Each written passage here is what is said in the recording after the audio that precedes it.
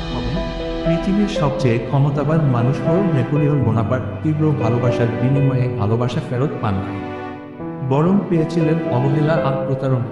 Napoleon যে মেয়েকে পৃথিবীর পুরো সাম্রাজ্য দিয়ে দিতে চেয়েছিল, সেই মেয়ে নেপোলিয়নের জন্য বড় একটা চিঠিও লিখেনি।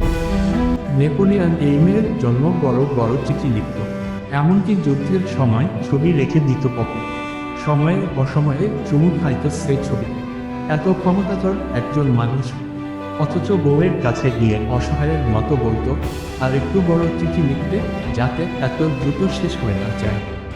বা জোসেফাইন বোনাপার্ট কোনোদিনও সেই বড় চিঠি লেখেনি, অথচ এর বিয়ে করার জন্য নেপোলিয়ন পরিবারের বিরুদ্ধে গিয়েছিল।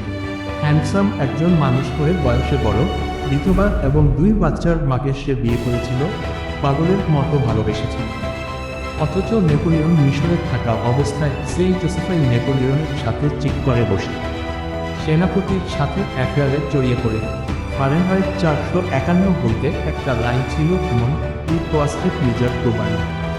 যদিও ভিন্ন কনটেক্সট, তারপরেও এই লাইনটা পড়ার সাথে সাথে ভালোবাসার কথা মাথায় আসতে বাধ্য। এই পৃথিবীতে ভালোবাসার চেয়ে বড় আনন্দ কিছু নেই, ভালোবাসার থেকে কষ্টেরও সম্ভবত কিছু নেই।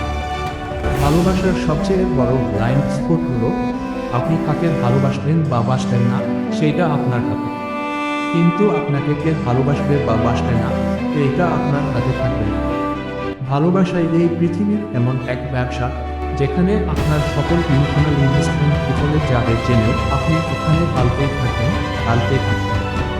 ভালোবাসায় পৃথিবীর একমাত্র খেলা, যে খেলাতে নিশ্চিত হার জেনেও মাঠ থেকে উঠতেই ইচ্ছা করে, বরং নিমজ্জের মতো আরেকটু খেলে যেতে ইচ্ছা করে। আফ্রিকান একটা প্রবাদ আছে, ভালোবাসা এমন এক অত্যাচারী শাসক, যে শাসকের হাত থেকে কেউ রক্ষা পায় না। ভালোবাসা নিয়ে এর থেকে সত্যি কথা আমি আর একটাও শুনি নাই।